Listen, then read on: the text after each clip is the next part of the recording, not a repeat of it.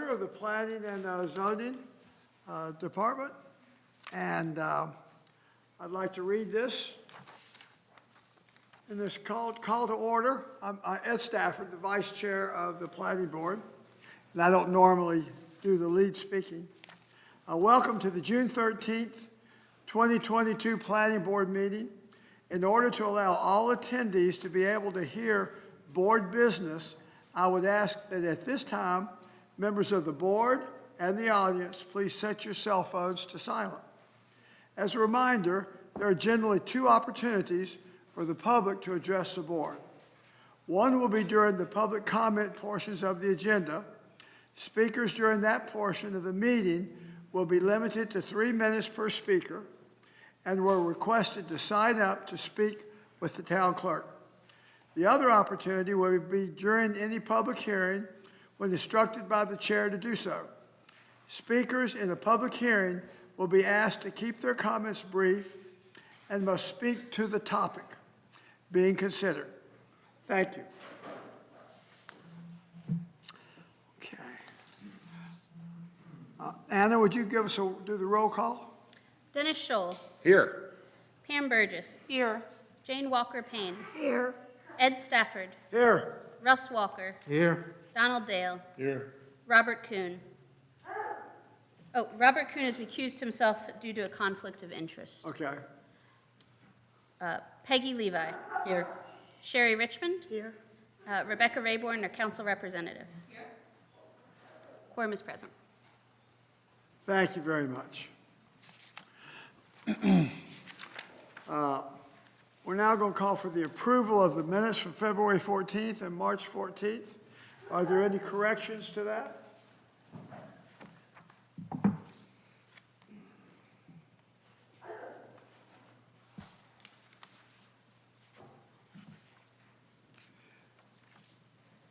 Hearing none, okay.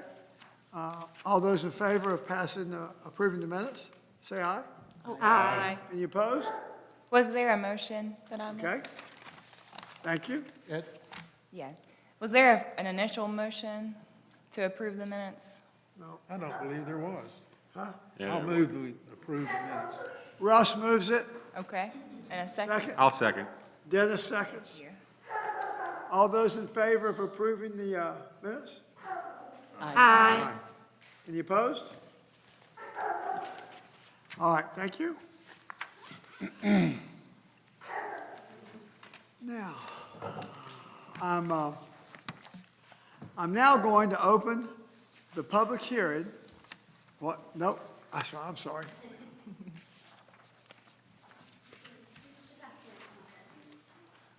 Okay, staff. For those that don't know me, especially here tonight, I'm Anna Haverluck, the town planner. While this is warming up, Wow. I'll just give a brief overview to everyone, the outline of the meeting. As the planner, I will give a staff report on the rezoning request tonight for 4718 Harvey Road. After my presentation, the applicant will have a chance to present. And after that, the public hearing will be opened by planning board staff. Planning board vice chair.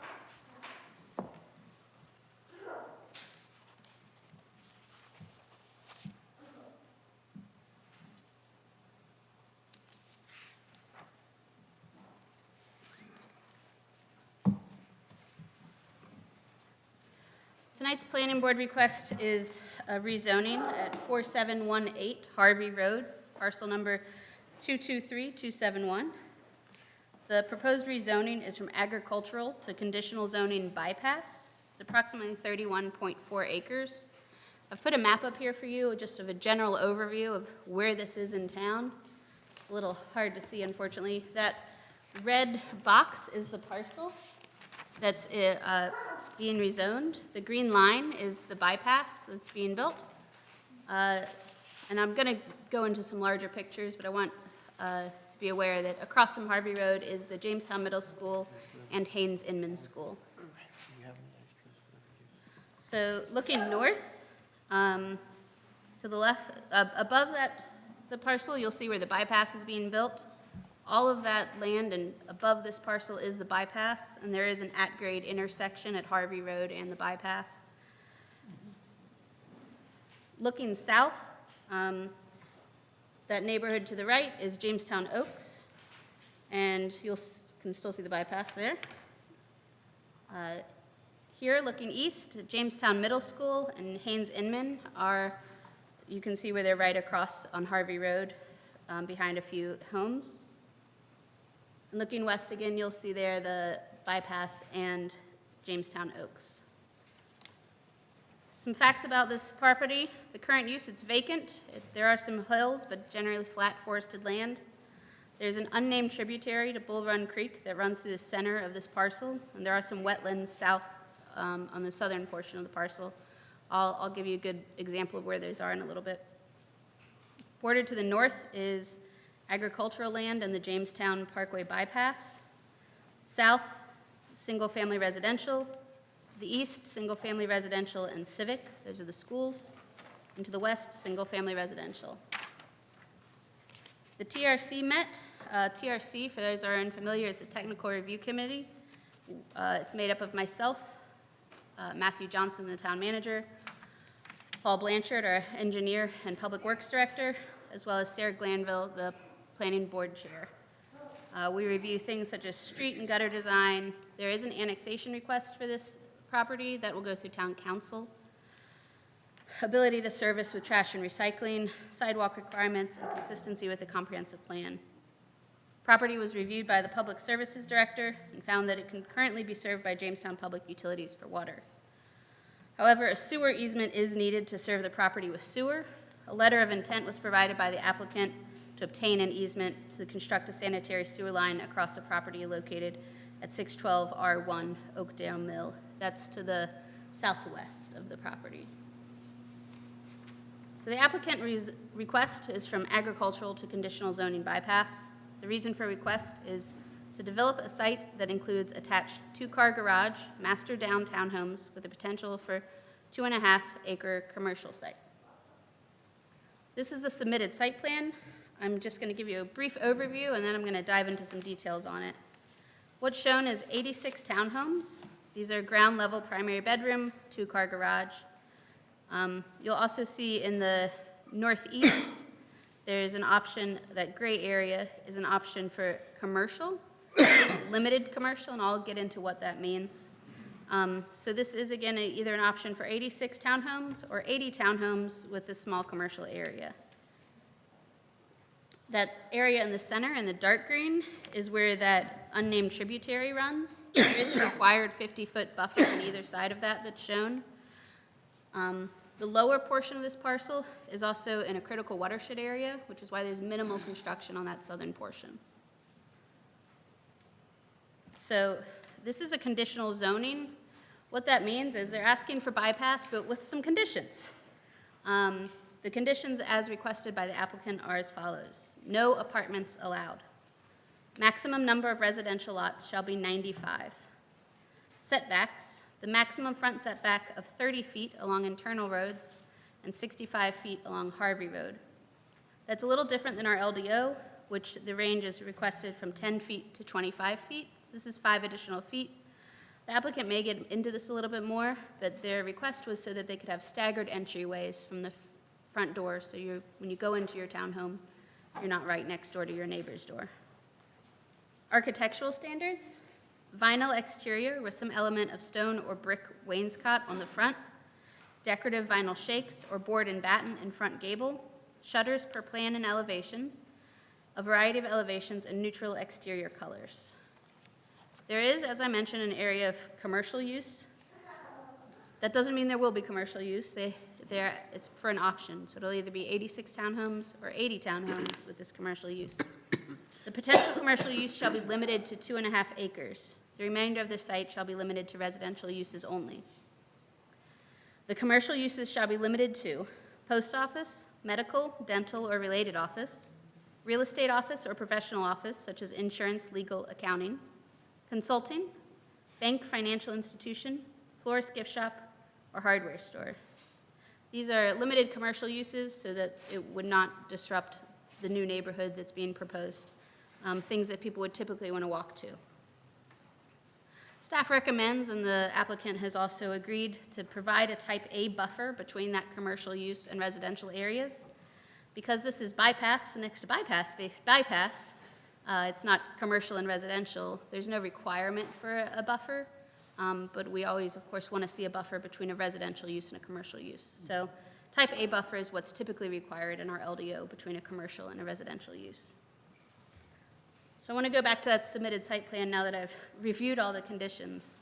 And what those conditions really mean is that if this rezoning is approved to conditional zoning bypass, if something happens and this development never occurs, whoever comes in and tries to do something, if they wanted to put a McDonald's there, it wouldn't be allowed. They'd have to get it rezoned. So these conditions stay with the property no matter who the owner is. So the most townhomes that could ever be on it is 95.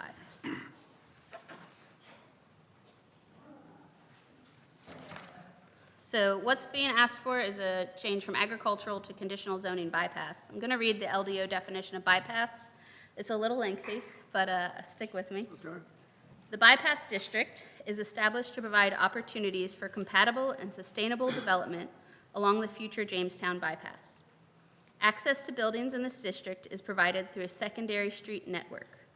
The secondary street network is both auto-oriented and pedestrian-oriented. Development standards in the bypass district acknowledge that the automobile is the primary mode of transportation.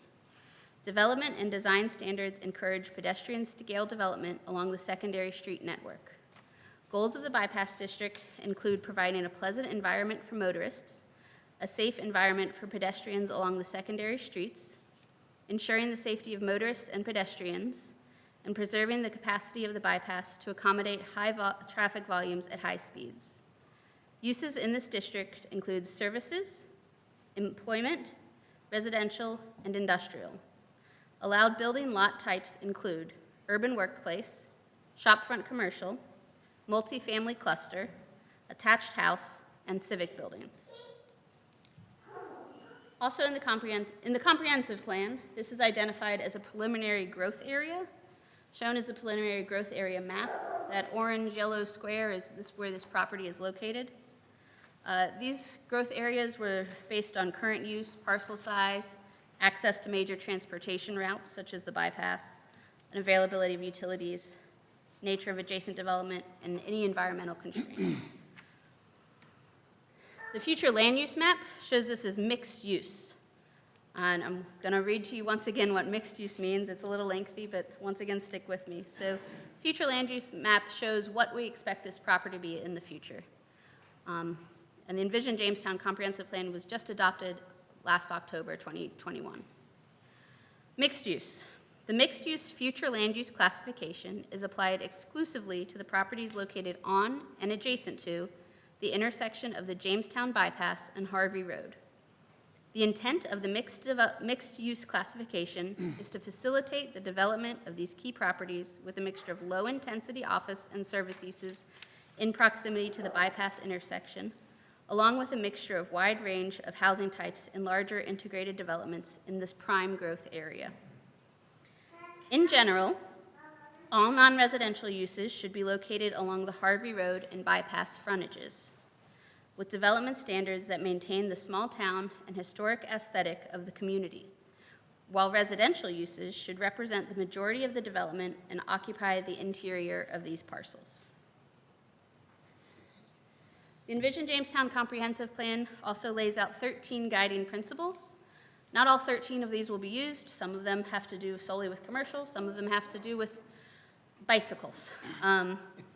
This is going to be another lengthy one. All right. Guiding principle number 1, Jamestown will actively facilitate high-quality growth that is both compatible with the town's traditional development pattern and innovative in how it meets the needs of our diverse and dynamic community.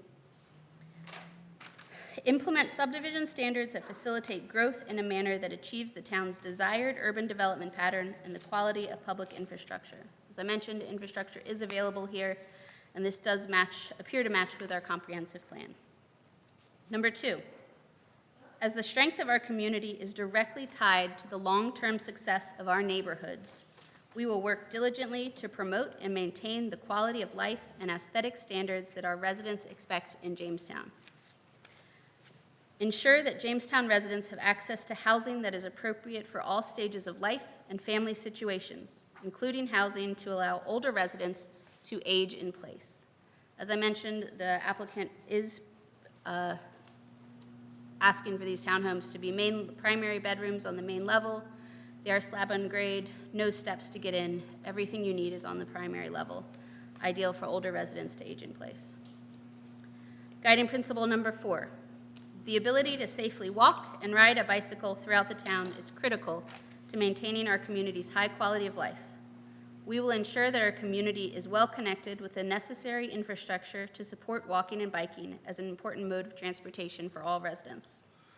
Provide every neighborhood in Jamestown with connections to a pedestrian system that will allow them to walk safely to any other destination in the community. I know this one seems a little ahead of itself, since right now not many people want to walk up and down Harvey Road. However, there is a sidewalk proposed in the interior roads and along Harvey Road. This is to make sure that in the future, as future development occurs, if it occurs, we are connected and we can have that walkable community wherever you go. Number 10, Jamestown is a welcoming and inclusive community that values the benefits of diversity in all aspects of the town and its residents.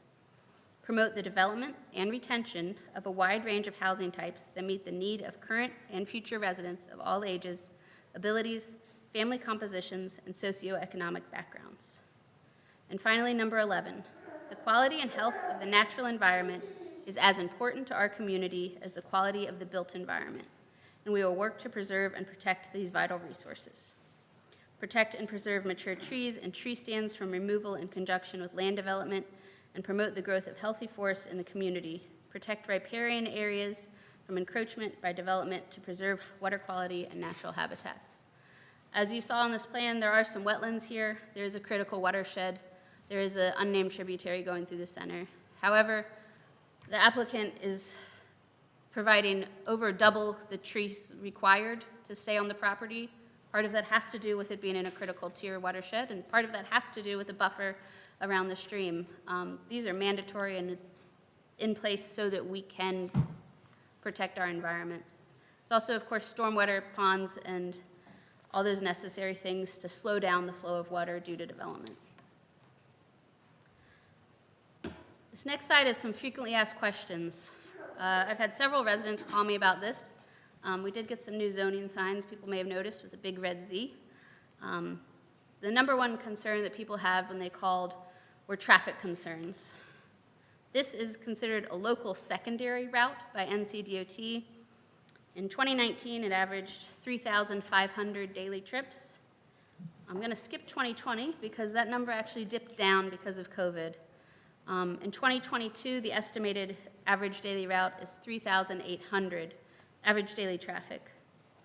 This project is expected to add 500 trips if it's purely residential, up to 843 if there's a commercial component added. I know that seems like a lot, and it seems like a lot especially if you're used to a forest across the street from the schools and your homes. I want to make sure we give an example of what some other uses would cause. If these were all single-family homes, it would be in the 800s for traffic trips. Your general fast food, like a McDonald's, if nothing else was on this property but a McDonald's, it would be 3,556 trips. I just want to make sure that 500 trips, while it seems like a lot, is in comparison to some other uses, it's not as much as it sounds.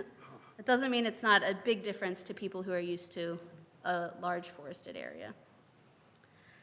I reached out to NCDOT. So we do not require a traffic impact analysis, but NCDOT sometimes requires it for a driveway permit. I reached out to NCDOT to see if this would be required because I've had several calls and the main concern is about traffic, especially with the schools. NCDOT got back with me remarkably quickly, and they said they do feel that a TIA will be required for this property. And I'm going to result, a couple of issues will cause that.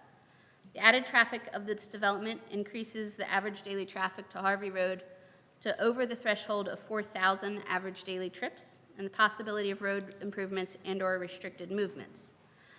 So right now, as I mentioned, it's at 3,800. It only took 200 trips to get over 4,000, and so they will reach that.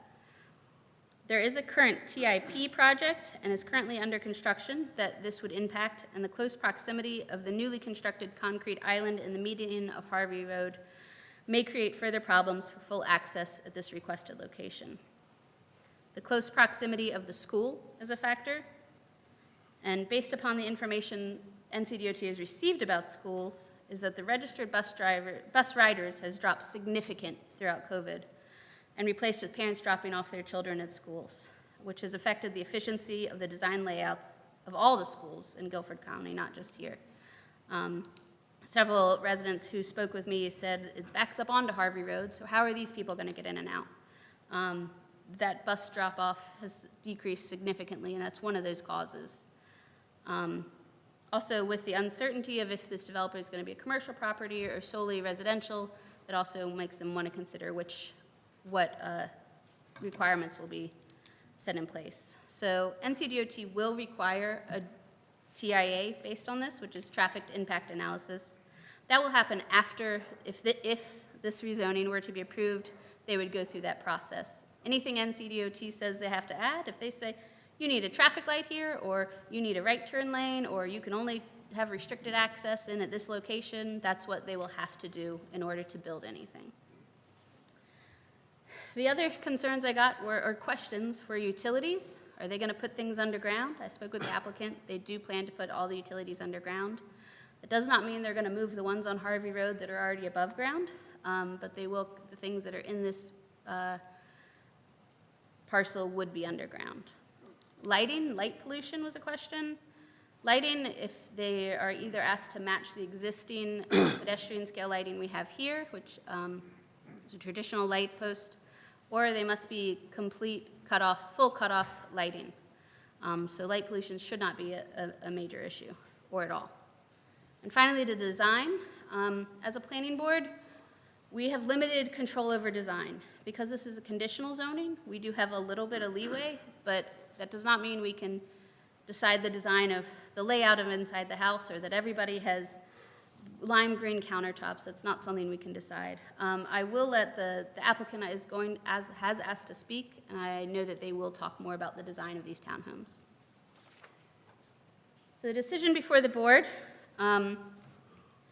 is this bypass zoning district the correct zoning district to apply in this situation? Is the request consistent with the comprehensive plan? Also, is this in the public interest? Town staff have reviewed the request, and we feel that this conditional zoning bypass is appropriate and consistent with the envisioned Jamestown comprehensive plan. And those three things are what make up your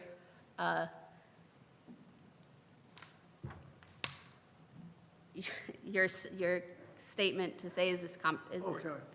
with the Consistent. statement of consideration. Yeah. Thank you.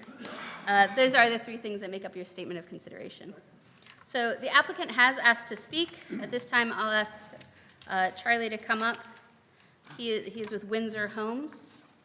And after the applicant speaks is typically the time for public hearing.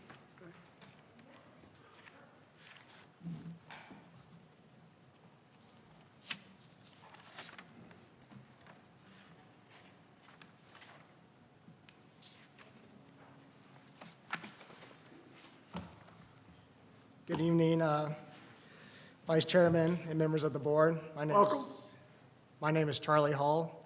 I'm here representing Land Acquisition and Development Services. We are a sister company of Windsor Homes, and we mainly handle rezonings like this, land acquisition, and development of our sites. So I'm here today to go through the rezoning request by LADS for the property located at 4718 Harvey Road, Jamestown, North Carolina. So just a little bit about Windsor Homes and who we are. We have been a builder and developer in the Triad since 2001, and in that 21 years of business, we have built over 3,700 homes in the area. We are locally owned, and managed. Current communities in the triad that some of you folks might be familiar with would be Copperfield Glen, which is a townhome community, a little different style of townhome than what we are proposing here. Magnolia on Main, which is actually located in Jamestown, not too far from here. And then Williard Place, which is located off Barrow Road in High Point.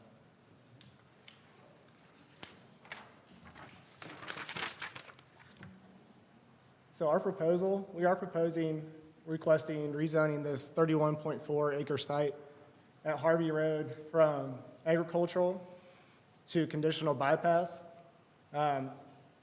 We do think that this is compatible with the comprehensive plan. Anna already went through the conditions that we would include in our proposal. You can see those up here.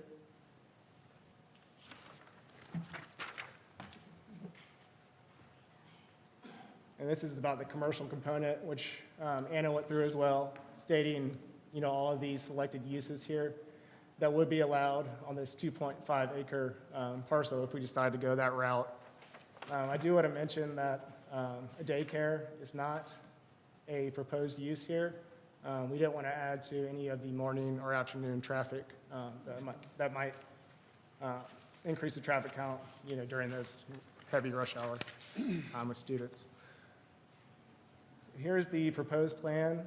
As mentioned earlier, we could either go the 86 townhome route, or we could do the commercial with 80 townhomes. You do see to the south, you have some wetland areas you're dealing with. So that area is going to be buffered off to the requirements that the town and any environmental agencies have to say about it. We also have a stream cutting through the middle of the site that we'll have to cross one time, but we will have to comply with all the required buffers in that area as well. We do have 2 ponds on this property that will help control runoff from the site. And as Anna mentioned earlier, we do have an easement that we have a LOI on that is located kind of to the south of this property.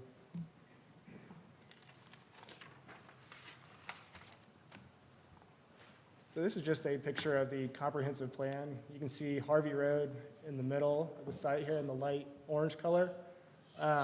This is considered mixed-use prime growth area, and we think our plan is compatible with this area, and we think it's a good plan that is targeted towards the move-down empty nester buyer.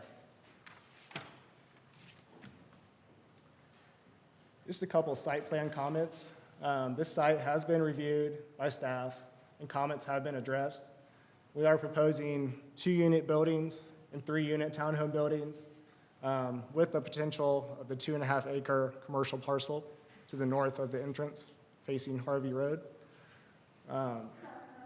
So site restrictions such as topography, wetlands, and streams have made this a challenging site. So we are having to cluster a lot of our units closer together just to account for the various buffers that the streams and wetlands cause. So we will have a lot of open green space on this site, and we're going to try to save as many trees as we possibly can. And the calculation that Rich Glover, our engineer, did regarding the open space where the buffers are came into 13.5% open space in these undisturbed buffers, and that accounts to about 4.24 acres of areas that we can't touch. So all those will stay nice and green, and all the trees in this area will stay there. So right now, if we do the 86 units, we are looking at approximately 2.7 dwelling units per acre. This is far less than what is required in this bypass zoning. We are allowing a little bit of leeway because this is just a proposed plan. This is not the final layout by any means, but we do think it's going to be close. So we are putting a cap on the number of townhomes to 95, as opposed to the 376 that would be allowed in this ordinance, which would be 12 units an acre. So I just want to go to show you that even if we do go with the 95 cap, that's only putting us at 3.02 dwelling units per acre. So we're still a fairly very least dense site. And again, we are focusing on the empty nester, move-down buyer. Someone is looking for a little less maintenance, less yard to take care of. All the exteriors of these properties, the townhomes, will be handled by the HOA, yard care, roofs, siding, all that good stuff. And again, so the price in today's market, we are shooting for $350,000 to $400,000. But that could change over time. The market's pretty Like tomorrow? pretty crazy right now, of course. So a couple other site considerations. I know Anna's touched on a lot of this stuff, but I'll go through it real quick. Transportation, the site will be accessed off of Harvey Road with the entrance in between Haynes and Hethwood Drive. All interior streets will be public. A TIA will be required according to the North Carolina Department of Transportation. This came in an email that we received last Friday from Ernie Wilson. And traffic counts, we already touched on these. And just to get into the connectivity, we are going to have sidewalks along the frontage of Harvey Road, and we'll have a sidewalk on the interior street as well of this subdivision. Streams and wetlands, as you saw on the plan earlier, these are present on the site, and these areas will not be able to be touched due to the buffers. Stormwater, HOA management, we will have 2 retention ponds, and HOA will maintain all ponds, signage, mailbox, common areas, landscaping, yards, and exterior of the townhouse. Neighborhood communication. So we sent a letter out to the surrounding neighbors. I believe it was at a 500-foot area of the site. We sent out 39 letters to the surrounding neighbors, and a virtual meeting was held on Thursday, June 9th. We had a total of 4 households that attended the meeting. We also had a bunch of email inquiries and phone calls that we also answered. We do understand that, this is a big change for this area, but we are trying to stay consistent with, the comprehensive plan in this mixed-use, high-growth area. So we do think that this would be a good fit for the area, and we think it's going to be something that, the neighbors and everyone in the surrounding area would be proud of. Proposed homes. So Windsor Homes will be the builder of these townhomes. We are proposing 86 townhomes, but that number could change, and the cap, like I said earlier, would be 95, and even less if we go the commercial route. So the square foot range of these townhomes would be 2,300 to 2,600 square feet, master bedroom down. You also have an option to put another master bedroom on the second floor, 2-car garage, everything on a slab, so you have very limited threshold to get into the house. Let's see. Architectural features. I know we touched on those earlier. And then it's kind of hard to get into the interior of the houses as far as, what is standard, because we do offer so many different options to the home buyer. And like I said earlier, we are appealing to the move-down buyer and empty nester. Examples of homes we are currently building are as follows. So this is at Shinwon Towns. This is located right outside of Wilmington, North Carolina at the coast. We are currently building this product there. This is the only place we're building it now, but we think it would be a really good fit for this area. This is just showing 3 of them that are attached, 3-unit building here. So in conclusion, we feel this request would offer a good housing option for this area of Jamestown. We do think it's a viable fit that fits with the comprehensive plan. We are confident this community would be successful and well received in the market. And I appreciate you guys' time and consideration for this request. And I'm here, and Rich Glover is here as well to answer any questions you guys have at this time. Thank you. Thank you. I'm sorry, this is not a time for question and answer. Just with All right, thank you.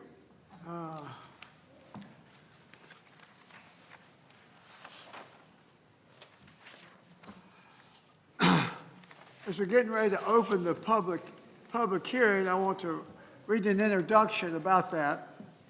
I'm now going to open the public hearing for the public to speak about this specific topic. Speakers will have 3 minutes to address the board. This is a time for the public to provide feedback. The board will listen to and consider your comments, but will not engage in a dialogue with the speakers. If questions are asked, the board may ask staff to provide additional information and address the public's questions after all members of the public have had an opportunity to speak. Community members are encouraged to reach out to the staff during town hall business hours to receive more detailed responses to specific questions. Business cards for staff are located at the back of the room. So you can pick those up and call them directly tomorrow. I don't believe their home phones are in there, though. Okay. All right, so at this time, I'd like to open the, oh no. Yes, I'd like to open the hearing. Anna, do you have people signed up? Anyone is welcome to come and speak at this Okay. time for 3 minutes. There's no sign-up period, just please come in an orderly fashion. And state your name and address. Okay.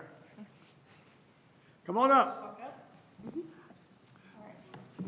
Hey, Hi.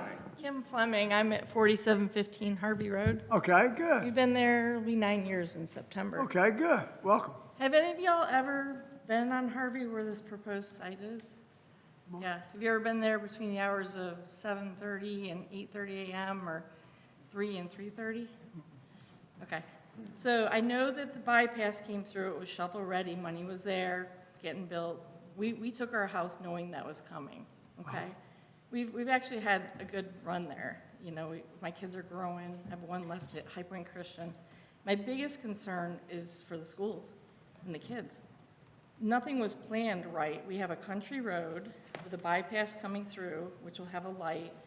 It will slow the traffic down, but where this site is proposed, it is right in the thick of it. And I don't understand how anybody would buy a $300,000 or $400,000 condo when they're not gonna be able to get out. Because we're all leaving at the same time. I mean, I work nights and weekends and stuff, so I don't have as much of a problem and I can turn right. But I've been there almost 9 years. We have no sidewalks. The kids walk always in our front yard, which I welcome them to. It's pretty unsafe, and I know Jamestown's trying to work on some of that. I don't know how they'll safely get kids across that bypass. Yeah. But my biggest concern is that a lot of people who may make the decision for this have not sat there on the road and watched what happens, because Hethrow and the Haynes Mill, the way buses have to turn right only, it's just not safe. You know, and a lot of the teachers, my husband being a teacher there at JMS, I mean, he can walk to school till the bypass opens, but it's just not a good area. I mean, if this could be redirected so they could come out somewhere else, it would be feasible, but my concern is for the safety of the road. I mean, the Flemings, we may not be there in 3 or 4 years, but, you know, for the concerns going forward, I just think it's gonna end up being a traffic disaster, because the school was put there, the roads weren't done. You know, we moved to the country to kind of get out of the neighborhood thing. And I don't mind people up on the hill, it's not the issue. Yeah. The biggest thing is I don't think you have the road and the sidewalk, the infrastructure to keep those kids safe. And the first kid that has incident or injury or death, you know, we're gonna be standing here saying, well, you know, we sat there in June and talked about it, 2022, and I'm fearful for those kids. And the bus drivers talk about it all the time, how bad it is. And they have rear-end accidents out in front of my house all the time, and the bypass isn't open. So I think some of you need to go up there and sit up there when the school's open and see what kind of, it's already crazy up there. And if you could have picked a worse quarter-mile place to put an entrance in, it's right there. So anyhow, that's my biggest. Okay, thank you. Thank you very much. Good evening. Welcome. Thank you. I had this big speech planned out, but you know what? I'm not going to even read it. I have it available. 3 minutes is not enough time. I just Okay. wanted to say thank you for everyone for Give us your hearing name and address. I'm sorry, 4807 Harvey, Tom Rando. Okay, good. Welcome. So, thank you. I'll be right down the gun barrel Okay. of this new development. When all this traffic starts coming out of there, it'll be coming straight at my house, straight into my bedroom. And I ask any one of you, would you like to live where I live right now? The traffic there right now, and I'll back up what she just said, she's exactly right. In the mornings and the evenings during school season, I can't get out of my house. And it's backed up from where my house is all the way up to Vickery Chapel Road, bumper to bumper. Then imagine this. The construction traffic coming for 3+ years added to that, on top of that. It's just a little two-lane road with a meridian where people have to go now around and around the meridian to get into the schools. They can't even turn into the schools. This is a recipe for disaster. People will get hurt. I'm convinced of it. Anyone just go walk down there or stay there during that time will see for themselves. I'm not pontificating. It's an actual fact. I've been there since 2010. I've lived there. The residential traffic alone has increased exponentially. The school traffic has always been heavy and will continue to be heavy. Then if you add the new development traffic on top of that, and it's right at that one spot. They can't move it anywhere else. So thanks for listening. I'll have this Okay. available for anyone Good, to read. good. But please consider my words and her words and the other residents' words. Thank you. Thank you very much.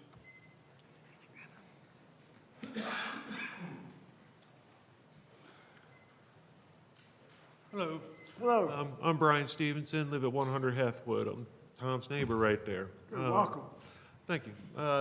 Biggest concern to start right off with is we get 3 minutes to possibly get 3 years of construction, where we've already been going through the construction with the parkway. Yeah. Now, that median out there that Tom was just referring to, I see it worthless coming up soon. We do this.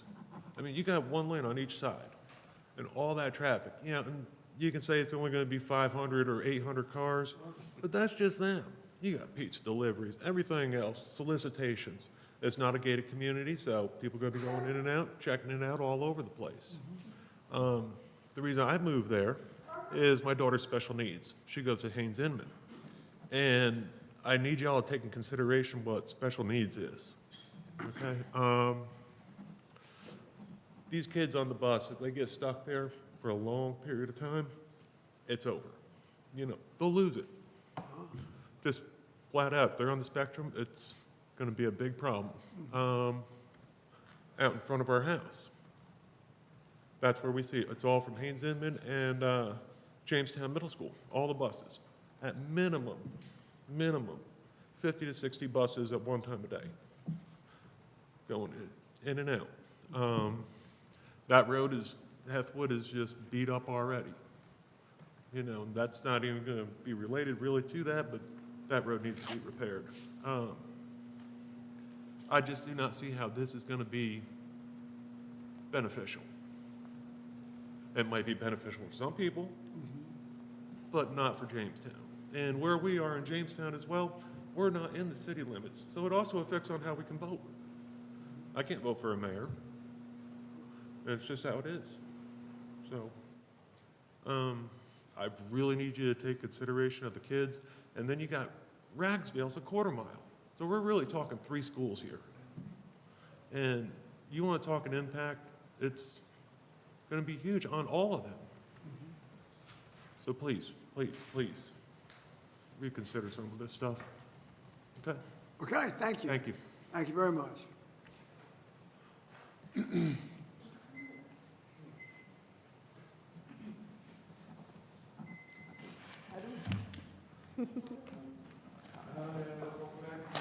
Okay. Hi, my name is Teresa Alden Stevenson. I'm Okay. Brian's wife. I live at 100 Hethwood. Okay, welcome. Now, okay, this proposed development is going to have a major impact, not only on our immediate neighborhood, but on the entire Jamestown community. Okay, and the little map that you had up of the development, they show like across the street that there's, well, we just talked about Haynes Inman and also Jamestown Middle School. They have several hundred students, and those two roads are the only entrances to those schools. Already, we experience severe traffic jams in the mornings and afternoons during the regular school year, and also there's lots of parents dropping their kids off. It will be severely impacted by having at least 3, probably more, 3+ years of construction, and in the middle of that path, as well as from future traffic from the businesses that will certainly fill in the commercial area. The problem could be avoided if the applicant were to instead have the single entrance of the development from the opposite end coming from Jamestown Parkway. That should be no less possible than the current proposal, and it would not disrupt the school traffic or the adjacent neighborhood. The applicant has tried to minimize the impact of the development by calling it small, yet no traffic study was done. The suggestion that if any such problem were to occur, then the responsibility would be shucked off to the DOT and to solve with that more construction later. That's the exact opposite of responsible planning. Thank you. Thank you.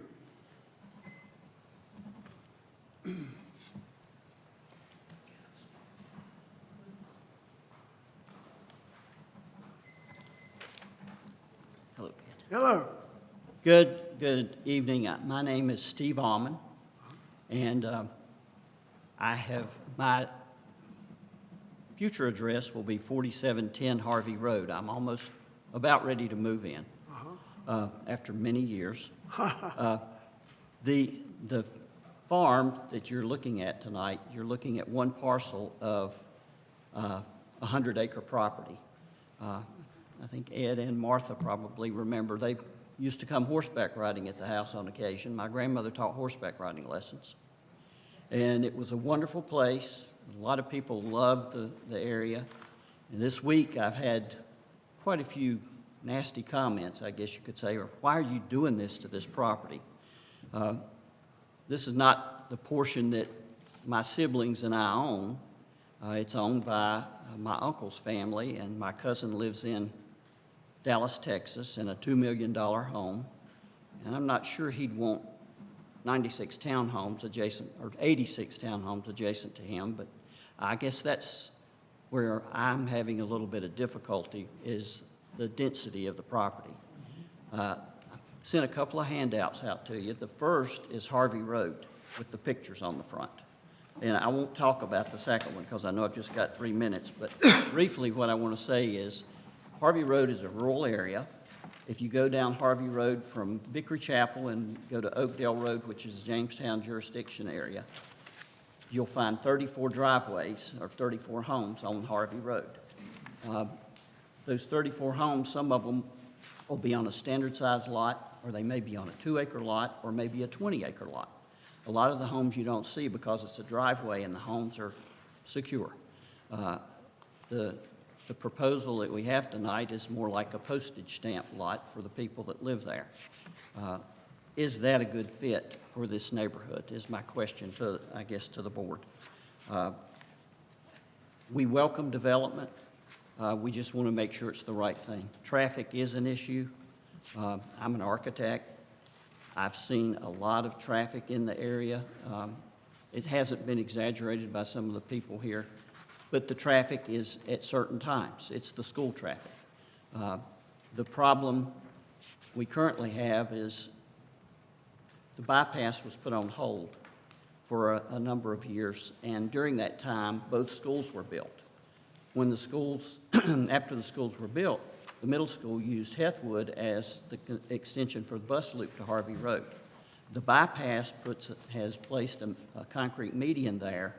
Hethwood was originally intended, when the bypass was proposed back in 2007, or I think it was 2007, Hethwood was proposed to be a right-in, right-out only street because there are only 11 or 12, I think there may be 15 homes on that street.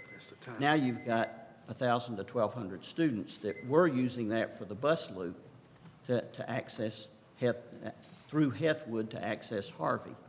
The parent-teacher traffic came in on Haynes Road. Now they've had to combine that because of the median that the bypass has put in place.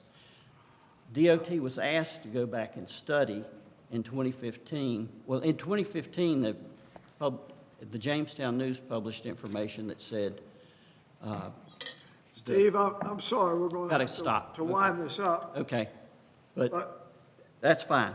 My point is, if you look through the pictures there, it's a rural area. yeah, And I know change is imminent, but we just, we'd like for you to take a real strong look at the density of the area. okay, thank you very much, Steve.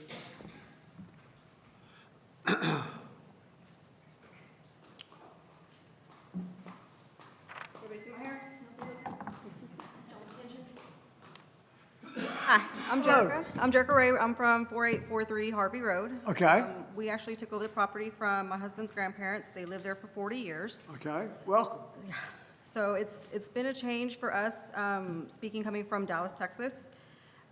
We have actually seen this happen before. We live in a very small community in Savannah, Texas. I mean, we were barely a blip on the map. We had a couple of communities come in and do development. They made a lot of promises, confirmed with the city that they would take care of things. And then when everything was said and built, unfortunately, that did not happen. Our schools got extremely overpopulated. We had to try and rush bonds in real quick to build new schools. The traffic was horrible. I mean, it really sounds like an over-exaggeration, but it literally, to go from the equivalence of Harvey Road to the school would take us about 40 minutes due to the length of traffic because of the congestion of schools and homes, residents, things like that. Like other people have said, we do have issues with buses. I actually have several children that go to the schools right now. We do have an issue getting there on time, getting out of there. We don't have traffic support from any, police, traffic, anything like that. I am one of the residents that I try to mow my lawn really well so that the kids that do walk home have somewhere safe to walk. As far as development goes, I think that's a great idea. Do build houses and residents, but I think the proposed number is just a little too much, too fast for what we can support right now. I think more homes and more people bringing good tax money here would be great so that we can develop good businesses to help support the community. My concern is that if that is a very important watershed, what are being put in place to protect that besides just like a piece of promise? We did have a creek running behind our property that was inside of our property that unfortunately got cut off and is no longer there due to the education center. I'm not sure what happened there. We were promised it wasn't going to be touched, nothing was going to happen, and then it's all gone. My concern is if this is a very important watershed, that might happen as well. The other concern is after finding out who the company is coming in, trying to just do as quickly research as I can on them in the meantime between sitting down and coming up here. There is a lot of concern about the company not being good on their promises to uphold warranty work, uphold community standards, coming in and not sticking to proposed arrangements, things like that. I don't know how well this is for everywhere, but this is specifically for North Carolina, so this is not outside the state or anything proposed like that. So with it being so close to where I live, my concern is, the traffic that's right there, whoever they hire for construction is being mindful and understanding of all the residents who are currently there, and any other such thing as well. I don't want to take up anybody else's time, so. Okay, All right, but thank you so much. thank you very much.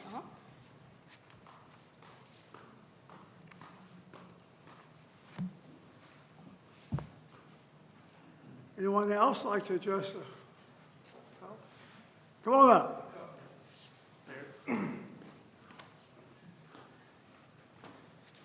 Good evening, ladies and gentlemen. My name is Eric Fleming. I reside at 4715 Harvey Road, and I am pretty new to the topic. Like they had mentioned, for whatever reason, I didn't see any letter thing, but no matter that. I also teach at Jamestown Middle School, which is one of the schools with Haynes Inman there, and have seen it firsthand with the traffic. And I wasn't sure with the infrastructure there, who's responsible for the sidewalks. I know Jamestown's done on Main Street here and things like that, up towards GTCC and things like that. Is that something that would fall on the Windsor Group, or is that the town itself that would impact that? But I would see that would be obviously a need there. We have students that go from the middle school up to the high school for after-school events, and they're walking through the shoulders of the road, and as you know, there's spots where it does widen and there's spots where it does go. So that was, the one topic, that would be a vital need for that, either the widening of the road, and there's similar properties that they mentioned there, maybe over by Florence, in those areas. The road is wider, and it's a more industrial area towards the Palladium area and things like that.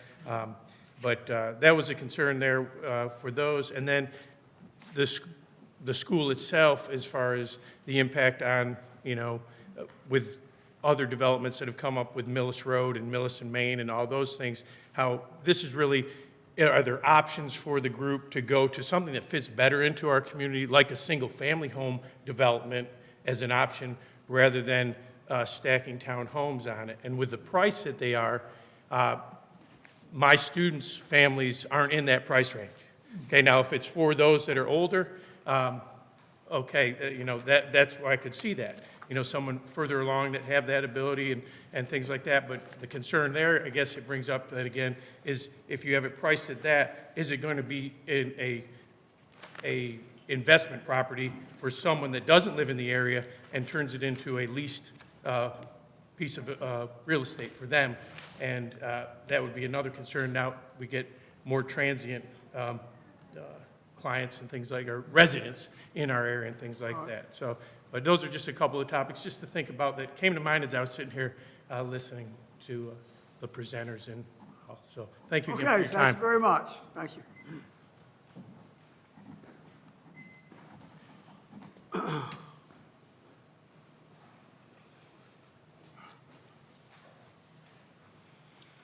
Okay. Yes, ma'am. Welcome. I'm Judy McCourt. I live on 4849 Harvey Road, just catty corner to where this is being proposed. And in addition to, I don't want to do a lot of repeating because everybody has said how horrible the traffic is by the schools, and they are absolutely correct. You don't want to be on the road during school in between like 7 and 9 in the morning and from like 2 to 4 in the afternoon. It's really bad. Some other concerns I have about this after listening to the gentleman from Windsor Homes, they were saying about having to put in sewer lines and water lines, and I'm wondering what the impact of that is going to be for the rest of the houses on Harvey Road. We're talking about 34 to 40 houses on Harvey Road, and then we're adding in over 200% more houses in a tiny little spot. So I guess, from my point of view, are there going to be sidewalks up and down Harvey Road altogether? Is there going to be public water put in? Is there going to be public sewer put in?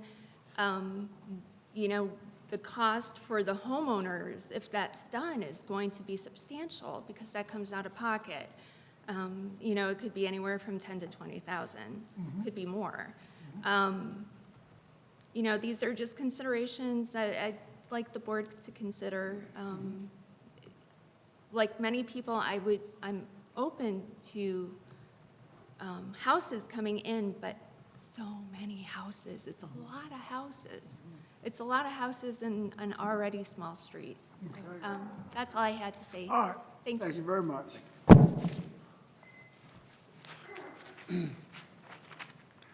Yes, sir. My name is Kevin Kessler, and I'm at 5505 Heworth Court in Jamestown. I'm part of the Clifton Park Clifton sure. Park. Yeah. And just in full disclosure, I'm the president of the HOA. Okay. And first off, I just want to thank the town of Jamestown for being such great support to us in the HOA. Very supportive and always working with us in that situation. I would say right now we're a bit farther away than on Harvey Road.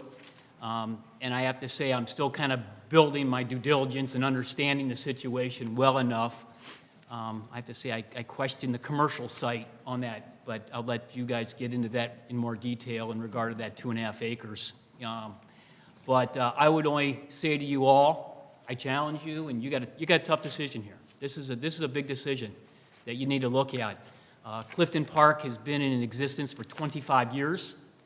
Jamestown did a great job, in my opinion. We have 25 houses on our, and I tell you what, I think the development has done well in supporting the theme of Jamestown.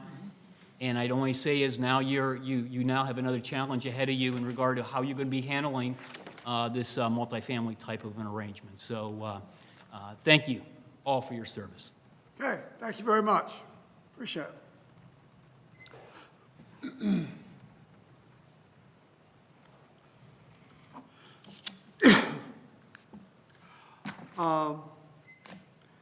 Anna, can we make a question of the staff? Of course. Well, would you like to close the public hearing? I'd just like to make this one, that while we're still open. No, okay, we can close it. Has everybody been able to speak that wants to speak? All right, thank you. Well, we'll close the hearing now. And now I want to ask a question of staff. Will the traffic study that you said is going to be issued, will it address many or some of these issues that the people are concerned as to the balance of traffic there? Yeah, so a lot of the issues seem to actually come from the school rather than any proposed developments. Right. That doesn't mean that you should put one right on top of the other, obviously. The traffic impact analysis, and Rich Glover, who's the engineer for Windsor Homes, who also worked with lots in the past, may be able to speak more. I'm sure he's been involved in a lot of traffic impact analysis. They will make sure that people can get into this community and can get out of this community. They may require a turn lane, they may have restricted access some way or the other. They will look at all the traffic coming in and out and determine what the safest, most efficient way to get into that property would be. We did have some mentions of coming off the bypass. The bypass is restricted access. That would not be something that NCDOT would ever permit, to go straight off the bypass rather than off of Harvey Road, just for that. Thank you, that's what I want to know. So the traffic study will adjust, making sure that the traffic in this subdivision has ingress and egress there, but it won't address the problems that they've had for a long time with the school system. Well, the close proximity of the school is something that the NCDOT listed as one of the factors for why a TIA is required. And especially at like I mentioned, the registered bus riders have dropped off, which has increased traffic. As well as a few people mentioned that concrete island in the middle of Harvey Road, which may cause further problems for full access. So could the island be changed? that would be a question. This is an NCDOT road, so that would be something that NCDOT would have to make the decision on. And I would welcome, if you don't mind, Rich Glover to speak a little bit more on TIA's That'd be great. I'd like to have, experience. if Mr. Glover would address us.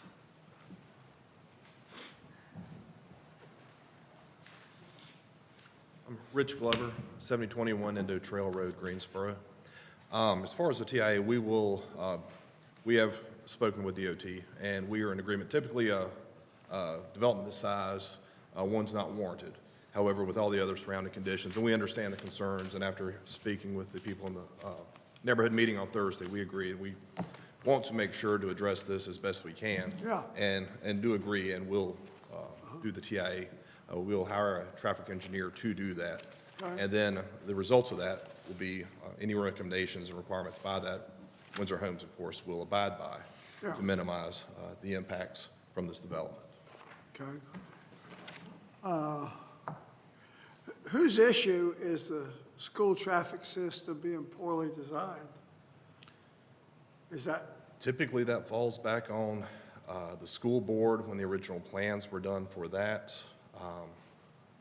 Same thing with school overcrowding. It's not something that's, unfortunately, it's the not boards. something- It's not something that these, that your board or the town Yeah, councils do. It's yeah. something that the school board is aware of all of these things. They're notified of all these zonings. Right. As far as schools and overcrowding and this sort of thing, the good thing about the demographic for this type of product, very few, if any, children are in this type of product. so I wondered, this So- type of product won't have a lot of children in it. That's right. And the other good thing is, too, is the time offsets. I mean, most of the, these are retired people, these are, or maybe young professionals working from home. These aren't people that typically have a regular 8 to 5 schedule. So, I mean, we're looking at just rough numbers, we're looking at a peak AM trips of 38 trips per hour during the peak AM hour during the same time. So you're looking at During another, the same time the so school. another car every 2 minutes or so.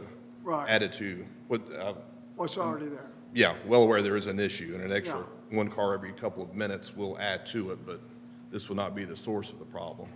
But like I said, NCDOT will make recommendations for mitigating any additional impacts due to this development, and we will abide by any of those. All right. school's not at capacity at all. School's not at capacity. Okay, that's good. Okay. Thank you, Rich.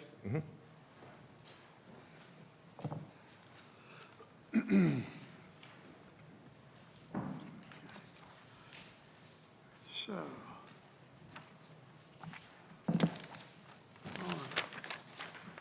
Now, what we'll do, is there anything else from the staff we need? I'm happy to answer any other additional questions at this time. Otherwise, you can Yeah. talk it out among yourself as well. Any of the members have any questions of the staff? Yes, Dennis? Yeah, the traffic that you indicated when you gave us the statistics, you said 3,800, roughly 3,800 trips per day. I assume that includes all kinds of trips, because one gentleman mentioned pizza trips and, delivery people and stuff like that. Yeah, I assume that's everybody. The 3,800 average daily trips per day is every trip on that road per day. So that's As average. calculated by NCDOT provides those numbers. Yeah, so, and they assume 11 PM to midnight is the same as 7 AM to 8 AM. This is average. It's an average, yeah, okay, so. All day traffic. Do we have any idea what the volume of traffic is between 7 and 9 and 2 and 4? I do not have that information. Okay, just wondered. Because having driven by Jamestown, or no, not Jamestown, what's the elementary school on Penny Road? Oh, yeah. Florence. Driving past there in the morning? Yeah, it's crazy. I can't imagine what the traffic is like for these folks. Okay. All right, thank you very much. Okay. It's followed to us to vote on the recommendation. This has been recommended by the staff, said it meets all our qualifications, meets all the details. So we'll have a roll call vote on passing this. At this time, I think it would be a good idea for you guys to have deliberation about what you've just heard.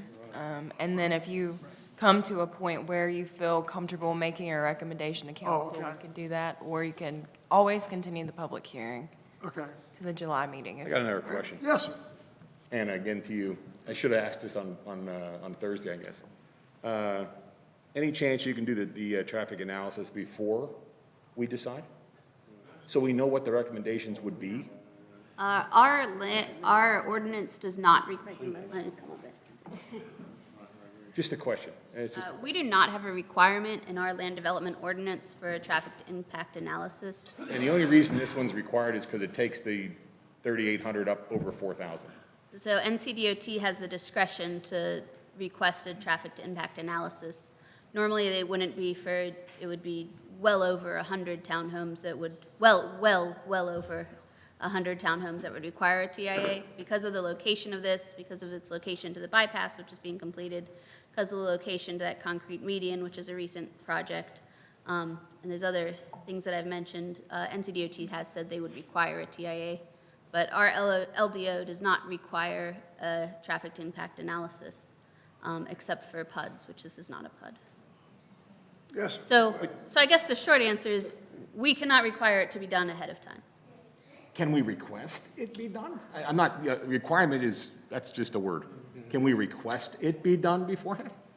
So we know what it would say?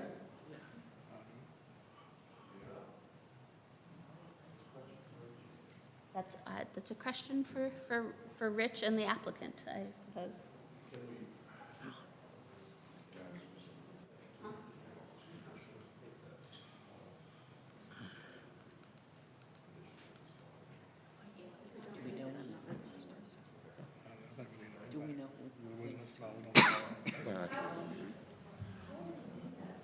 One thing would be willing to offer as an additional condition to this zoning is that all requirements of the TIA will be tied to this property and will have to be installed as part of the development Okay.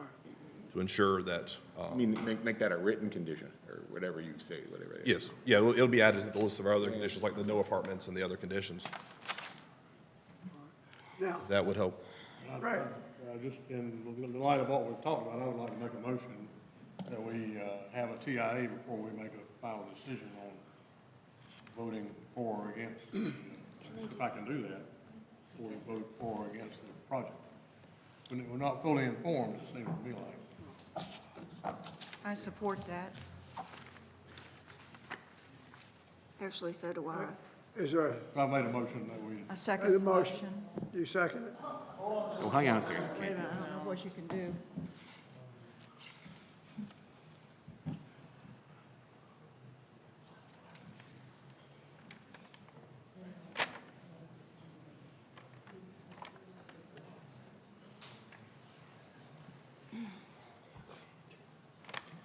Hey, Anna, while I got another question. Does the town get input? Does the town get to input into that TIA?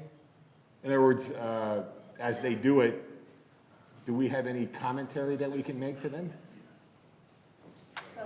I mean, and the reason I ask that is because since they've been doing this, and I hate to hold this, you guys hostage because of this, but it's not only this elementary school, it's every school in the district, it's probably every school in the state, it's probably every school in the country has a traffic problem.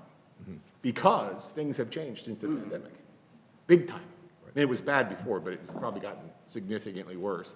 And people don't want to put their kids on buses any longer. Right. Well, as part of the TIA, the first thing that's done is called a scoping document, in which time the town can have input to the traffic engineer as well as NCDOT to see what needs to be studied, what are the areas of concerns, all of that's taken into account in the TIA. Okay. So the town does get a chance to add input into that as part of the TIA process. Okay, Okay. that's good, I didn't know that.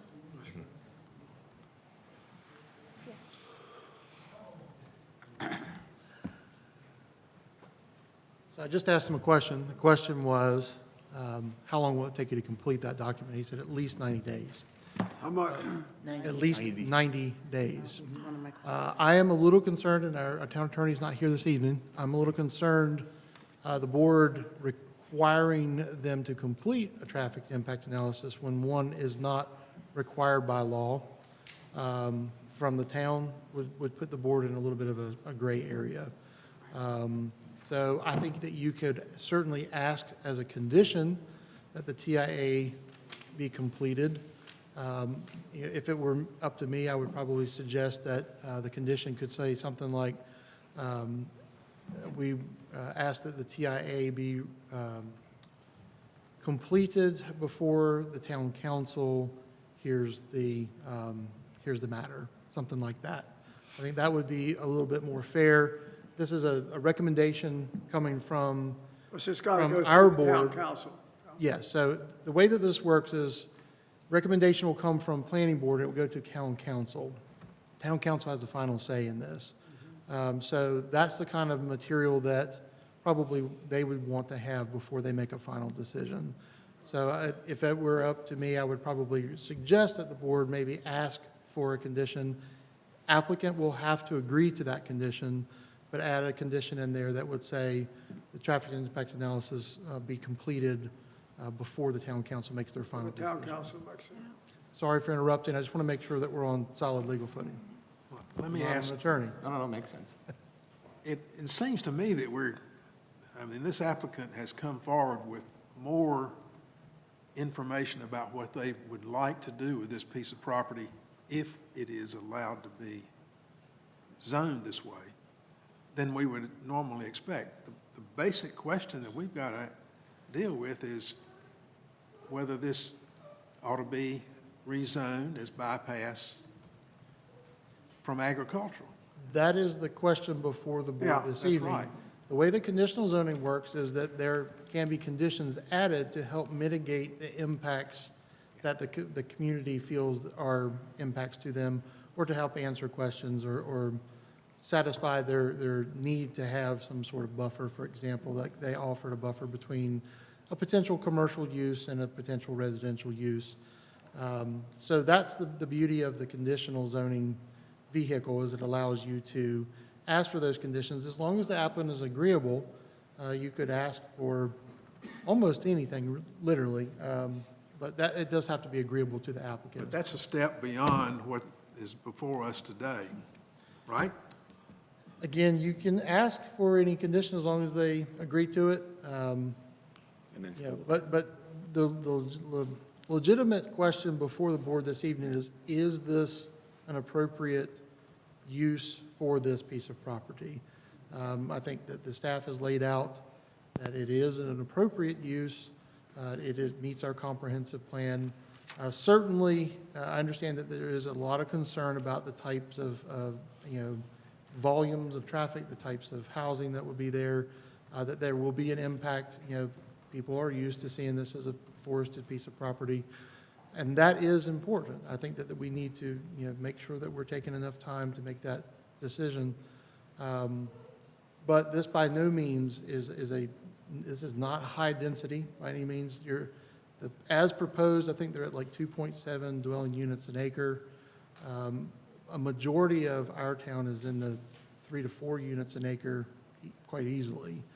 So I don't want anybody to think that that's high density by any means.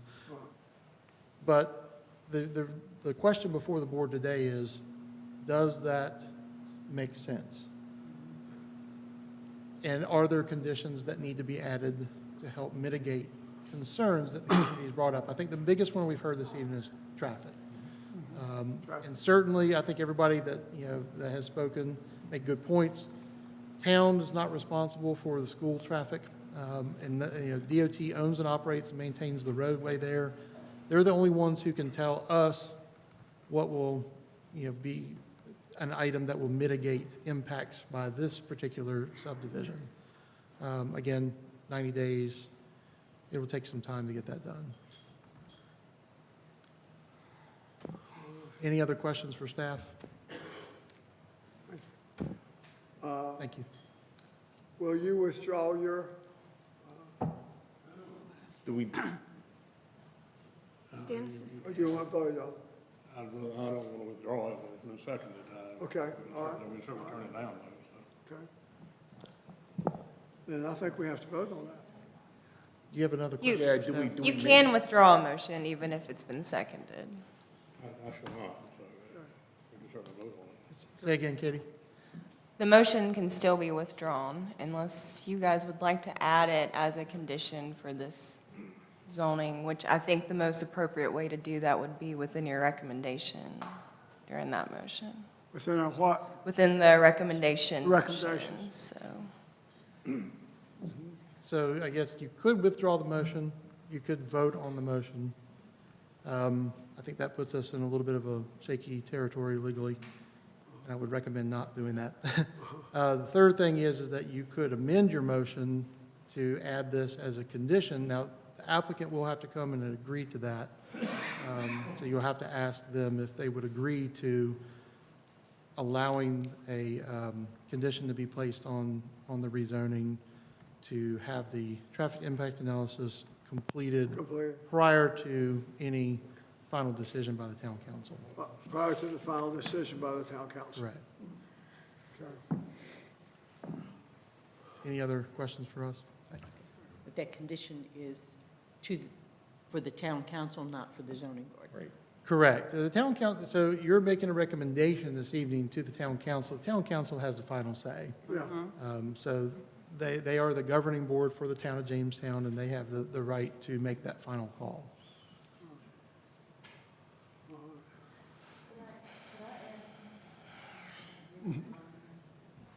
Oh, we got a battery issue.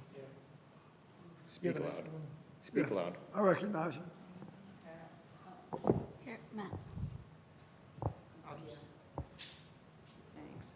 That one's given out. There are other things that I was concerned about, but just going back to the traffic, there is no guarantee that this is going to be for older adults who are going to go out at 11 o'clock in the morning. When you've got several bedrooms upstairs, this could be, a family of 5, with 4 drivers. There's no guarantee, and that's not going to be in the contract when someone buys a property that you only have 2 cars. So I'm a little concerned about that statement, that it's going to be, a move down. Most of the people I know who are vintage are looking for one level, not with stairs. So that, again, I question, are we going to just have age in place here, or are we going to have some families in here? You can't say you can't move in because you're going to age in place. Right. So I don't think that is correct about how many cars would go in and out, if you're basing it just on that. Those are my thoughts, because of my friends looking for what they look for. And what I would look for would not be stairs, but you've got several bedrooms, so how can you say they're only going to be 2? And how can you say the time frames that they're going to be going in and out of there? The schools, that's a situation, none of us have been there, and I think that was an excellent suggestion by someone for us to go there and see ourselves what it's like. I've been a guest at the Haynes Inman School, so I know exactly, toured it, and I know exactly what kind of school it is. And that, of course, concerns me if a bus is stuck, or, that's a transportation problem, I know, it's not us. But I just have several questions about the traffic with assuming who would live there. One other item that the board could consider is the continuation of this until the July the 11th regular meeting. If that is up, if you have further questions, you like further information from the community and or the staff, and we can get you a legal opinion on some of those things that we've discussed this evening, we could certainly do that. I'll withdraw my motion and replace it with a motion that we continue it until that next meeting. If that's- To the July 11th meeting without further advertisement. Second. I second. Okay. All right. All those in favor of continuing this until the next meeting? Aye. All those opposed? No. No. I think the ayes have it. Okay. Well, then this session will be continued until the next meeting is that July 18th? July 11th. Katie, that meeting is July 18th. It was changed at the first council meeting. I apologize, so it is. Does the motion need to be remade? Let's re-amend that. Good catch. If you want a planner here, you're going to need it to be July 18th. Did they catch that? Ed, did you catch that one? Sir? I didn't catch what she said. So she corrected me, the corrected date, it was moved to July the 18th. Yeah.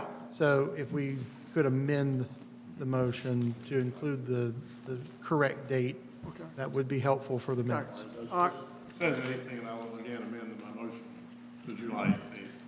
Thank you so much. Okay. Was there a second? Second. And all those in favor? Aye. All those opposed? No. No? Thank you. All right. Then, thank you, citizens, for your feedback, and no other business. This meeting will be adjourned. Here's a public comment. Motion. Right? There is a public comment period. Those are for Need a motion. people who want to speak other than the public hearing. They should have signed up in the back. Nobody signed up to speak for public comment, so we just need a motion to adjourn at this point. Do I have a motion to adjourn? So moved. Second? Second. All those in favor? Aye. Opposed? You don't need All right. Thank you very much. Thank you, citizens, for coming out.